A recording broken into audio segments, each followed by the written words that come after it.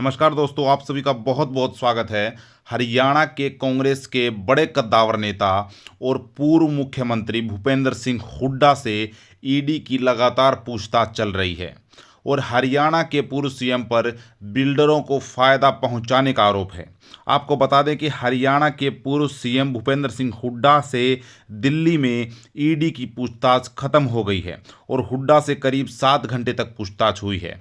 शाम को करीब 7 बजे हुड्डा बाहर आए हैं और हुड्डा पर सीएम रहते हुए गुरुग्राम से सटे मानेसर के प्राइवेट बिल्डरों को फायदा पहुंचाने का आरोप है।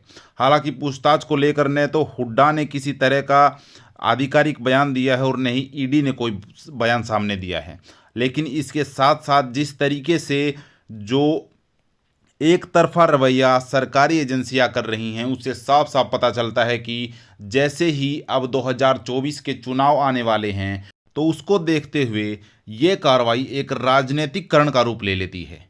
इससे पहले ईडी की टीम ने हरियाणा के मानेसर में जमीन घोटाले मामले में दूसरी सप्लीमेंट्री चार्जशीट भी दाखिल की थी और चार्जशीट में कई बड़े बिल्डरों के नाम भी शामिल थे।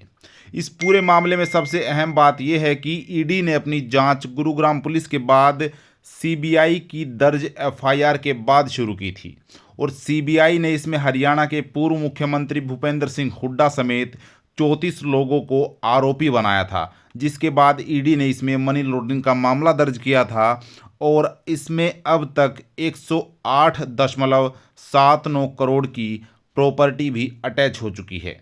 चार्जशीट में बहुत बड़े बड़े बिल्डरों के नाम हैं, जिसमें मुख्य रूप से ABW इंफ्रास्ट्रक्चर लिमिटेड के मालिक अतुल बंसल और सोना Bansal, Mahamaya export private limited के शशिकांत चौरसिया, दिलीप ललवानी, वीरेंद्र उपल, विजय उपल, रविंदर तनेजा और TDI infrastructure limited, wisdom Reliance private limited और AB एनफोर्स स्ट्रक्चर लिमिटेड के नाम शामिल हैं।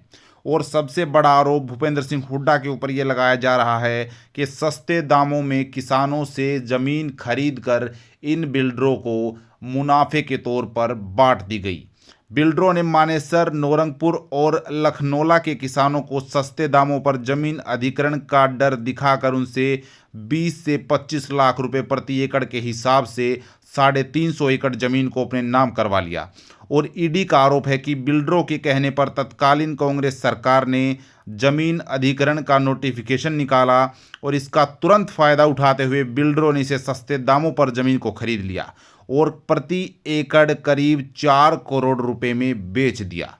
बाद में सरकार ने साल 2007 में नया नोटिफिकेशन निकाला और उसको वापस ले लिया। इससे जमीन मालिकों को करीब 1,500 करोड़ का नुकसान भी हुआ था।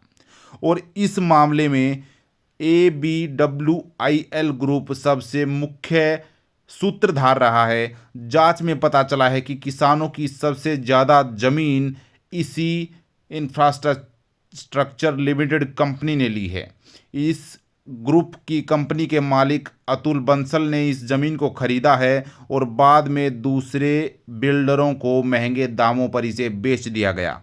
इस पूरे मामले में केंद्रीय जांच एजेंसी CBI ने हरियाणा के पूर्व सीएम भूपेंद्र सिंह हुड्डा सहित 34 आरोपियों के खिलाफ फरवरी 2018 में हरियाणा के पंचकुला में चार्जशीट दाखिल की थी और जो अब ये कार्रवाई चल रही है, इस पर पूर्व मुख्यमंत्री भूपेंद्र सिंह हुड्डा ने कोई भी आधिकारिक बयान नहीं दिया है। लेकिन इसके साथ ही हरियाणा के आम आदमी पार्टी के राष्ट्रीय उपाध्यक्ष हैं जो हरियाणा से, अनुराग ढांडा, उन्होंने एक बयान जारी करते हुए कहा है कि इस तरह की जो घटनाएं हैं Bharatiya Janata party India alliance को कमज़ोर करने के लिए कर रही है।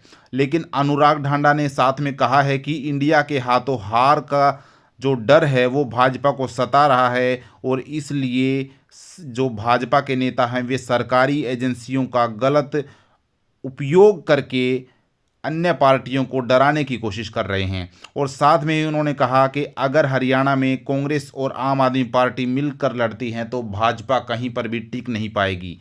लेकिन ये बात अब तक साफ नहीं हो पाई है कि ईडी की जांच में भूपेंद्र सिंह हुड्डा ने जो जवाब दिए हैं उसे कहां तक ईडी को किसी तरह की संतुष्टि मिली है।